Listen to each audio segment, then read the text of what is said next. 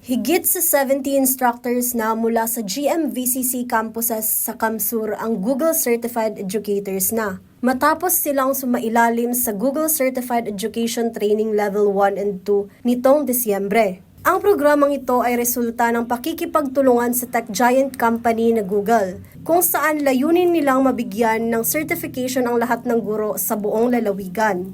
Ayon kay Provincial Governor Elray Villafuerte, nakakatuwa umanong makita na future-ready at competent ang mga guro sa probinsya upang mas marami ring kaalaman ang kanilang maibahagi sa kanilang mga estudyante, lalo na ngayong digital age. Poon pa lang yan sa tuyang upgrading ng mga teachers. No? Bibigyan na rin natin sila ng mga laptop at Google devices para mas lalong mapaganda, maging future-ready ang ating teacher kasama na ng mga estudyante. Kaya't pangako umano ng pamahalaang panlalawigan na mas lalong palalawigin at paiigtingin ang ganitong programa para sa bright future ng mga Camarinense. Hindi lamang ang mga guro ang nais ng probinsya na maging Google certified. Layunin rin umano ng programa na pati ang mga mag-aaral at ang kabuoang paaralan.